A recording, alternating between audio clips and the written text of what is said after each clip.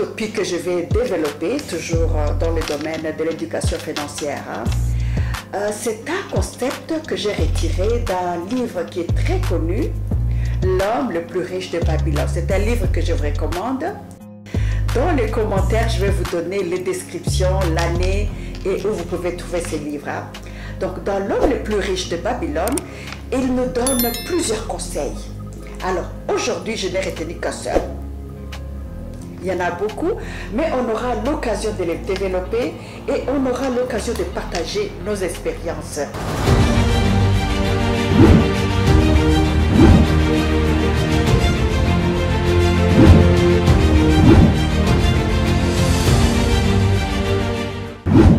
Dans le livre L'homme le plus riche de Babylone, il conseille quelque chose de très important. Payez-vous en premier. Quand le salaire arrive, la première des choses, c'est de mettre l'argent de côté. Et en mettant l'argent de côté, vous devez apprendre comment gérer votre argent. Ça, c'est la première des choses. Commencez d'abord par faire la liste de vos priorités.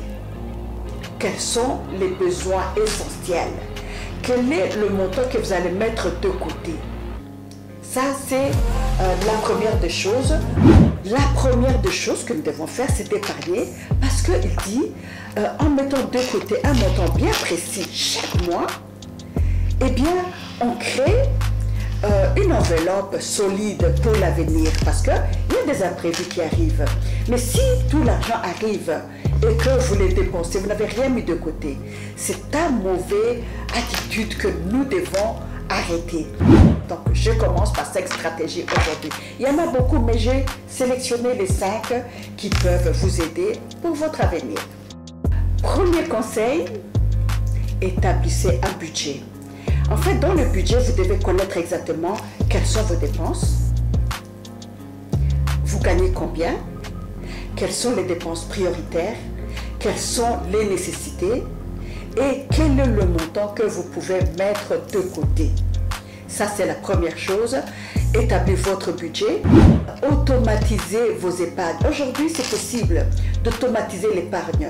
Donc, vous donnez l'ordre à votre banque que chaque mois, une fois que votre paycheck est arrivé, directement, l'argent part dans les priorités.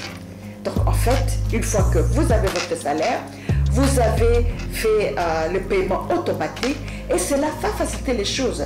Parce que ce qui va rester dans votre compte, ce sera un montant, maintenant que vous pouvez décider, est-ce qu'il y a des besoins secondaires que vous allez avoir, est-ce que c'est pour l'épargne, mais il faut tout d'abord automatiser cela.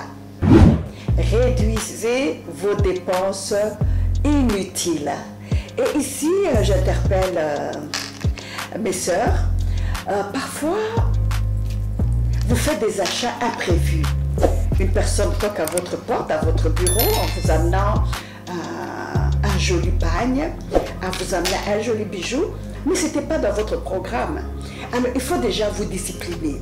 Quand vous savez que ce n'est pas une priorité pour moi, c'est du superflu. Alors apprendre déjà à se discipliner. Ce n'était pas dans mon programme, ce n'était pas sur la liste de biens que je devais acheter ce mois-ci, eh bien, ne les achetez pas s'il vous plaît. Parce qu'on doit apprendre. Et tout commence par la petite discipline que vous faites.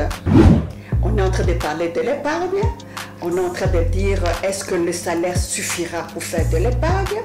Mais alors, la stratégie que je vais vous donner, c'est de créer des revenus supplémentaires. C'est possible, hein? C'est possible que dans le monde d'aujourd'hui, on puisse dire le salaire ne me suffit pas. Qu'est-ce que je peux faire d'autre pour créer des revenus supplémentaires?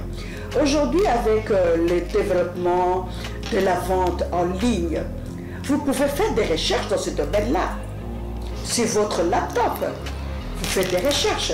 Donc, regardez quelles sont les possibilités de créer des revenus supplémentaires. Parce qu'en créant des revenus supplémentaires, vous serez capable d'épargner un peu plus. Dernière stratégie la plus importante qui tue notre indépendance financière, ce sont les dettes inutiles. Et quand on les a évitées, quand on a pu maîtriser cela, eh bien, on est vers la voie de la réussite, on est vers la voie du succès, on est vers la voie de l'indépendance financière.